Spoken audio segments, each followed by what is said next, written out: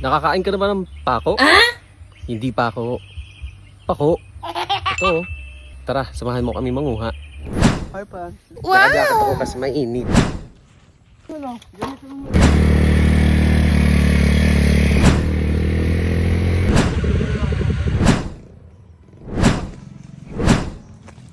Usog. Nawala.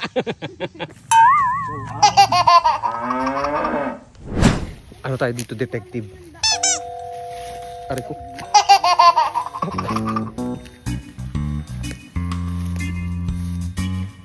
Nakita ka ng pako? 2 oras na kami naglalakad. Tapos iniwan na nila ako. Wala pa yung pako kasi doon daw yung tumutubo malapit sa may ilog. Ayun, nakita ko na sila. Napakasukal.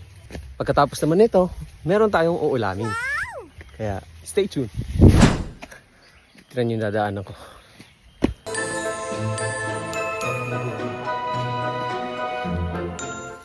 Malapit na tayo sa ilog. At nandito na kami sa ilog. Ilog na kulay green. Puro lumot, di mo pwedeng liguan. At nahanap na natin ang ating pako. May kasama po tayong lokal. Siya po yung tuturo sa atin kung paano manguha ng pako.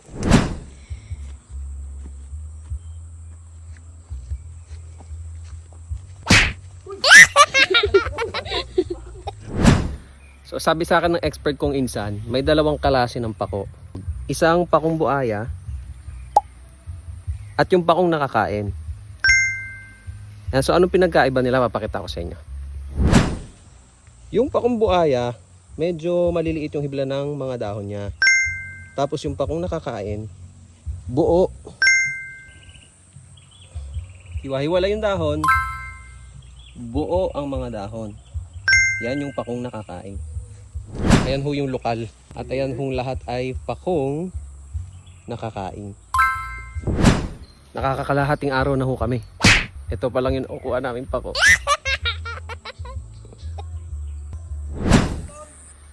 Ito na.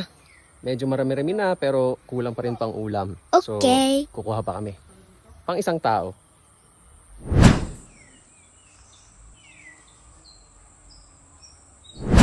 Saan? Kaway. Ayan. Pipitas na rin tayo ng sakin.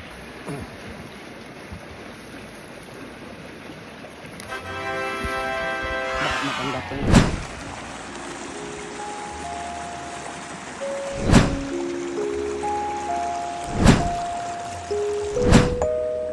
Tabi-tabi po.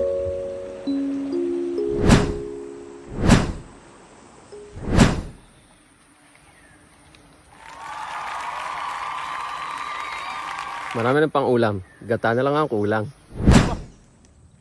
Hingin na tayo ilan? Hingi ka. Siguro maasim sa mga sambal. Fresh from the forest. Nakaw ko. Masarap pag nakaw. Hingi sa puno. Hingi pala sa puno. Buko. Galing sa nyog. Arigatou gozaimashita! Yun. Hinanya mo na lang. Wala kinuha niya eh. Sabo mo. Maganda like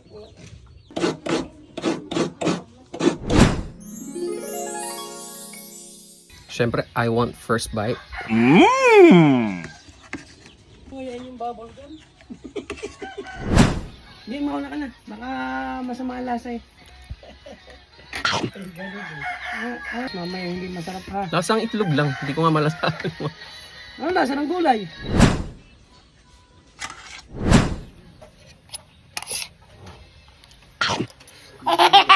Sa likod mo.